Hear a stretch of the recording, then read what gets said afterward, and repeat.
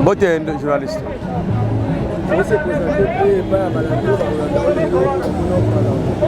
Merci moi Mboka journaliste. De se présenter. Nazali coordonnateur. Il y a SID, il y a Parlement debout, na Tchangou précisément, na commune il y a Massina Pascal.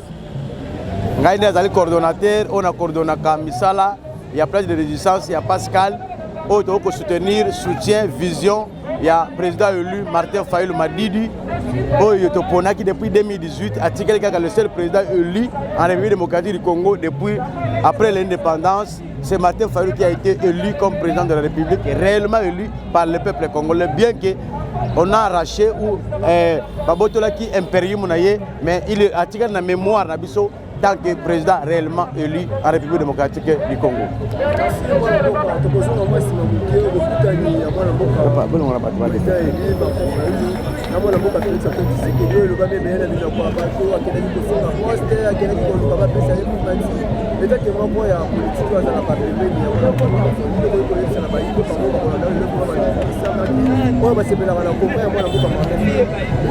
Merci mon Mboka. Je crois bien que les Quinois Bazala Kanabango riche na distraction. Ce que l'Union travaille na Quinois, il y a l'église, il y a Lukuta aux yeux congolais, il y a Guinée aux yeux congolais. Alors, Batunion Soyoyo qui va critiquer, raconte, il y a failli Luna Félix. Ils allaient parmi les Congolais, les Congolais inconscients. Ils allaient parmi les Congolais ennemis de la République démocratique du Congo. Fayoulou jusque là, Azana Makila ya peuple congolais te abomata mwana machombe mokote. Mais batinyo se bazo ganga na TV, balingi ba boma Félix, balingi ba sala boy pona kokosa ye. Ayaki pour ne pas Félix pas pesa yembongo. La majorité sont des sanguinaires. Les gens qui ont le sang, il y a peuple congolais na maboko na bango. Le sang na kati ya maboko ya peuple congolais. Raison pour laquelle ndeko Tika bato ba critiquer qui raconte à Félix na Fayulu ba critiquer, mais pour le biso bana SID bana Martin Fayulu, nous soutenons à 100% notre visionnaire Martin Fayulu Madidi na vision na ye oyo yazo ko prôner pour mboka po vérité eye bana Fayulu akendaki pona koyebisa ye boye. Le Congo est en guerre. Le Congo est en voie de la balkanisation. Na yango nga Fayulu na lingina kutana na yo Félix pona talisa comment on peut sortir na kati ya crise oyo Congo na biso ezonga na moko ya mbodozo ngela bitumba. Il est allé lui proposer la voie de sortie, lui en tant que Amibenga garant de la nation, lui en tant que celui qui engage la République pour le moment. C'est pourquoi Fayulu est allé voir M. Félix. Vous avez entendu M. Félix Sekedi nakati ya discours na ye ndenge alobaki, nakati ya discours na ye ndenge alobaki boyokaki ye lokola alobaki esengeli boyebaki biso tokenda koluka mbongo te, tokenda koluka eloko moko te, tokenda ki to pesa solution na Mafayu Félix. La même solution lelo basango bangwana bakutani na bato Dodo Kamba ondimaki Dodo Kamba église de réveil église de réveil efingaki initiative ya dialogue pe ya cohésion nationale lelo bondimaki lelo bakutana na BCC na SCC na Seniko, mais lelo bakutana na nzela SCC bakutana na nzela ya Seniko basololi et ils sont d'accord pour la cohésion nationale. Donc Tika ba Congolais nous avons critiqué, ce sont des Congolais mal intentionnés. Tika ba Congolais nous avons critiqué Fayulu akenda koluka musala. Félix n'a aucun travail, n'a aucun boulot à donner à Martin Fayulu Madidi. Il n'a aucun boulot. Parce que Fayulu a déjà travaillé, mais Félix n'a jamais travaillé. Personnellement, je n'ai jamais vu une société, une compagnie, une entreprise où Félix a salé. Mais je vois Fayulu a travaillé dans beaucoup des entreprises, d'abord pétrolières, et tout le monde a déjà directeur général, et ainsi de suite. Mais totikeli bakoloba mais biso tokoloba mingi te et tango toloba ki mingi sili et tikeli ngonga ya musala et misala na biso Fayulu asalaki yango eboti mbuma Félix Sekedi akutani na Fayulu a proposé yamba basango Félix Sekedi ayoki Jean-Pierre Bemba te oyo azali sanguinaire oyo azali criminel aboma bato na Kisangani, aboma bato na Zamba. Kabila nda salaki abima aya na Zamba lelo, akomo benga Félix baboma ye. Ayoki yete alobi te. Félix alobi Jean-Pierre Bembozo Kosanga, Fayulu akobomanga te et puis basanga bakobomanga te na koyamba bango et ayambi bango. Alobaki akosala commission mixte. C'est catholique, église de réveil, na ba mususu lelo asali yango oyoki dodo kamba lelo akeina kofukama na makolo ya Seniko na SCC basololi bakamesili. Donc nous on a gagné la guerre. Laquelle guerre? La guerre politique oyo et la diplomatie politique au Fayulu asali même au niveau Libanda, même au niveau Kati. Lelo tozali envoie ya okene na dialogue. Fayulu n'a pas besoin de l'emploi chez Félix, parce que Félix n'a pas aucun emploi pour donner à Martin Fayulu. Mais ce qui nous concerne tous, c'est l'unité nationale de la République démocratique du Congo. Pour le Congo, nous avons accepté le dialogue de Washington comme c'est un dialogue pour la paix. Nous avons dit, si c'est pour la paix, nous prenons acte. Et nous, moi, en tant que coordonnateur de place de résistance Pascal, je prends acte de cet accord si c'est pour la paix. Mais si c'est pour vendre la richesse congolaise, non. Tout élément pour que le Congo ait été gamaté. Mais pour le Congo, il y a un moko, Tondimi. Voilà un peu de mon langage.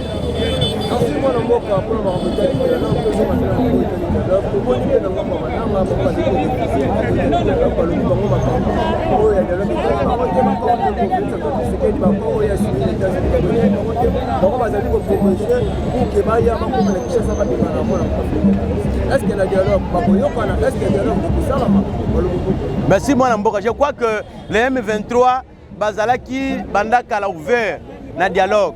C'est le Kinshasa oye gonflaki Tolo. Kinshasa a dit, Félix a dit ceci. Na solola na Kagame te sino mukoloye sakoya. Na solola na M23 te kino mukoloye sakoya parce que bazali ba criminel, bazali ba terroriste. Mais aujourd'hui ce n'est pas le cas de Konanga. Kolanda wana te. Ceux qui ba M23 ba boye qui ba négocier te. Ba kesa ni na godowa. Pour na Qatar ba osani. Ils sont en train de négocier. Et d'abord le M23 est en train de négocier en position de force. Mais notre gouvernement est en train de négocier en position de faiblesse. Pourquoi? La faiblesse, pourquoi? Parce que Bangonde Bazumbo na besoin maboko na bango. D'un côté, toujours traité na bango, na moi réserve pour nini, Goma ezana maboko na bango, Bukavu ezana maboko na bango. Sinon ce kinga, nazaki Félix pe gouvernement, j'allais tabasser, j'allais tuer les M23, les chasser hors du territoire d'Amboka après négociation après. Mais nous sommes en train de négocier pour les M23, Bako Bunda. Nous sommes en train de négocier, les M23 continuent à tuer nos populations. Donc, une négociation ou des négociations, Papa Ambongo a lobby, des accords, de fausses solutions. Toujours des fausses solutions. Mais la vraie solution, c'est la cohésion nationale et le dialogue inter-congolais.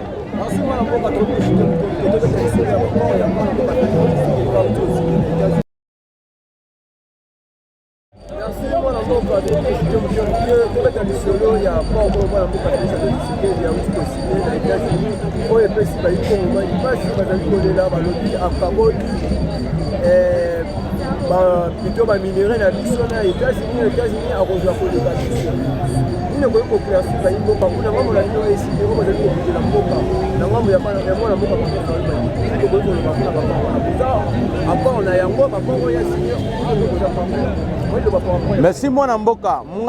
En tant que communicateur, cordon, il y a place de résistance Pascal, il y a parti politique, il y a mon Mboka, le président réellement élu de la République démocratique du Congo, Martin Fayulu m'a dit, notre président nous a dit, nous prenons acte de cet accord. Pourquoi prendre acte? Ou pourquoi prendre acte? Balobi, il s'agit de l'accord de paix. Pourquoi? Martin Fayulu est l'initiateur du dialogue national pour la paix. C'est-à-dire, Félix a qu'un États-Unis, soi-disant, a signé un accord pour la paix. Fayulu au Congo exige le dialogue national ou la cohésion nationale pour la paix. Écoutez un peu. Fayulu va contredire l'accord de paix pour que Bango va contredire la cohésion nationale pour la paix. Non, nous avons accepté l'accord parce que l'accord de paix. Si c'est pour la paix, Fayulu a dit nous prenons acte. Et moi aussi je dis je prends acte. Ngai Nazali Singa, Fayulu Nazali Tonga. Et Fayulu alobi, nous prenons acte. Nga singa. Je prends acte aussi. Mais en dehors ya yango, nga congolais, naza pe na droit na nga ko sala commentaire. Commentaire ni na lingi na sala. En dehors ya ko prendre acte. Tondimi accord wana po ba bengo accord de paix. Mais ceux qui mopanzi et ko za un accord moko en annexe. Ozo le belake richesse na minerai na biso Kagame na États-Unis bazoa. Je crois bien le président Fayulu va vous parler et va vous dire la vérité, mais ce n'est pas le moment. Tout ça Fayulu na biloko wana te, Fayulu à côté de ba américain te, pour ba américain ba biso sinango pona kimia. Si c'est pour la paix, nous disons, je répète encore, nous sommes prêts et nous avons dit nous prenons acte de cet accord. Tous on a posé la divergence tant que kimia na mboto on a posé eya. Mais toloba ki boy. Nous prenons acte de l'accord, mais ce n'est pas fini. Ce n'est pas les accords de Washington qui va nous donner définitivement la paix. Non, c'est la cohésion nationale. C'est le dialogue entre États congolais. Nous allons parler de vérité. Fayulu a dit ceci, cohésion nationale. Dans la cohésion nationale, nous allons parler de 3 choses. 1, la vérité, tout le bien en face. Pourquoi il y a la guerre aujourd'hui? Qui a fait que cette guerre soit aujourd'hui? 2, Tolobana, réconciliation. 3, to condamner aux autres salaki, to reconstruire Congo et la Congo moko. Na kati ya reconstruction, na kati ya dialogue wana, to resola makamba constitution, to resola makamba ya élection en 2028, to resola na makamba ya corruption, to resola makamba ya mbongo wa Congo ba yibi. E kwenda ka wapi? Bakara bazo yiba mbongo na biso zo kende wapi? Voilà ndeko na ngai, toza na ya distraction te. Congolais zo comprendre te, a comprendre. Mais biso Congolais zo comprendre, nous avons pris acte ya accord. Ambongo a dit Yé amoni Biringa na accord wana alobi tozana moins réserve. Oui, c'est son droit de critiquer et de proposer. Mais tant qu'on critiquer à proposer à lobby la vraie solution est que dans Washington mais la vraie solution est dans la cohésion nationale. Ceux qui va congolais il a proposé, c'est ça. C'est ça, donc les journalistes, tout le monde n'est pas politique. Non, tout le monde n'est pas politicien. Tout le monde n'est pas politique. Et nous politiciens, nous sommes TV, TikTok, WhatsApp et comment. Mais sinon, ce n'est pas ça la vérité. Nous disons ceci, nous avons pris acte et le Congo va aller très loin pour soutien Oyo, toujours ça la président Martin Fayulu. Le Congolais nyoso azala na confiance à Martin Fayulu, alors qui cohésion nationale, le cohésion nationale mutu nyoso ayambiango maboko mibale. C'est-à-dire azali visionnaire, azali aigle du Congo. Donc tous derrière Martin Fayulu pour avoir le pouvoir en 2028.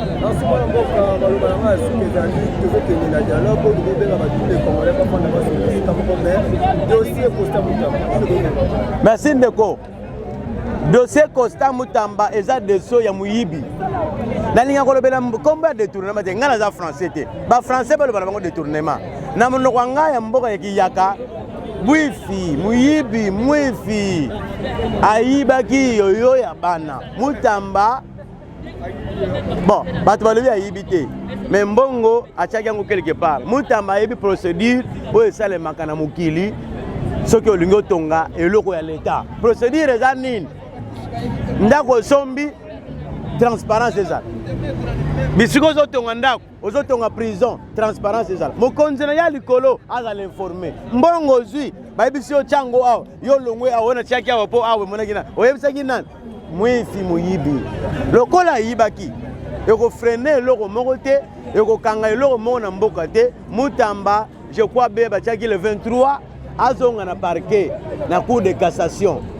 Soki ayibaki eke mvonda monike Mutamba volé ani ate sete apesi moi 5 ata moi 10 ans apepa tout fina na prison ndenge ngape na pepaki yango ayoko ntudi nina yokisi ntudi tout fi eza yemoko nde ayibi yoyo ya bana soki asala ke erreur wana te balinga ko interpeller yete ndeko nanga pona ndeko nangai Mutamba asalisi nanu jeunesse son alobaki yaza muto akopesa leçon na base. Malheureusement ayebi procédure judiciaire te, ayebi procédure ya ba marché public te, ndakoti na mutambo yo alokoti. Alors justice esala musala nango. Soki justice komona ke bakanga ye ayibaki bakanga me bakanga pamba te bazwaka mbongo na biso ezonga na trésor public eloko sali ndeko na ngai mibale ki populisme alingaki azwa mwa population mais na nzela mabe lelo sete na mutu ko histoire esili donc ete ya bato batikali ete ya ngape mutu nazo yebisa yo lobi soki na komi place wana na yeba lolengi na kosala po na kota na poto wana te voilà ndeko commentaire na kosala po na mutamba sera jugé s'il a volé il sera condamné. S'il n'a pas volé, qu'il soit libéré. C'est ça la démocratie et la beauté de la démocratie.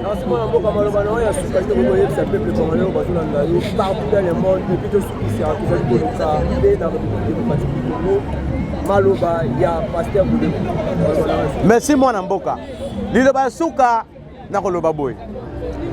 Ya bona uti kolanda les faux pasteurs au Jésus à Lobaka, il y aura des faux pasteurs dans ce monde.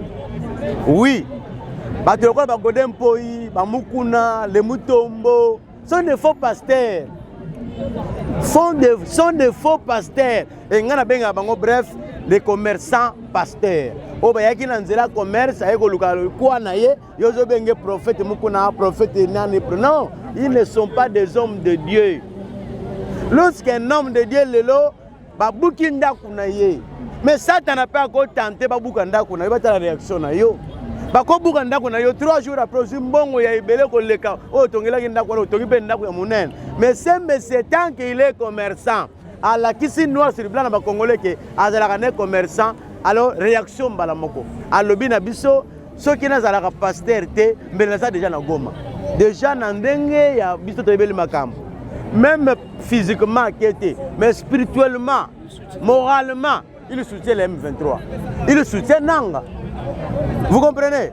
Alors, non, ça c'est le mensonge. À cause de l'intérêt personnel. Le Godem Poi, le Congo Mobimbe a bloqué pour sa maison. Non, le Congo c'est le Congo des ancêtres.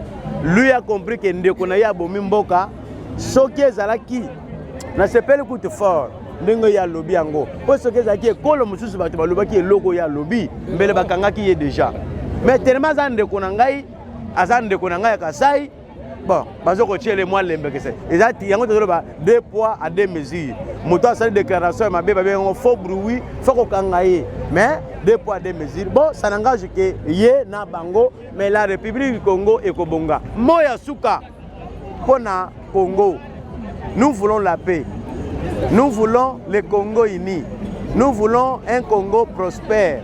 Nous voulons un Congo où yobiso tokozala ba travailler tokosala tokolia. Nous voulons un Congo full ezalate, un Congo embouteillage ezalate. Mais pour avoir ce Congo, ce n'est pas avec Félix, ce n'est pas avec les Bemba, c'est avec Martin Fayulu qui est encore fraîche na yele na ye, qui est encore fraîche na sagesse na ye, qui est encore fraîche na caractère na ye pe o azana nanu na makila abomata mwana matombe ya congolais te azwa mboko yo akamba yango po Congo ezo bosoni ba yebinga numéro na nga téléphone na opesa bino boyebi ke nakangama na sali mikolebole ba sanze belé ba numéro de téléphone ba zikisa yango na kenesa sim blanche ça n'a pas tenu numéro de téléphone na nga ezali ba bolingi bo contacter nga ko sala ba émission ko bengisa nga na ba plateau toko bengizanga en direct ya ba télévision to ya ba radio na bino mon numéro WhatsApp ezali plus 243 90 77 81 317 plus 243 90 77 81 317 c'est mon numéro ya WhatsApp. Bonne chance na Congolais nyonso tolanda ba lezondi biso nyonso derrière Martin Fayulu poto longa Congo. Fayulu alobi Congo ekolo moko ekotira ko kapwana te avec Fayulu le Congo sera victorieuse.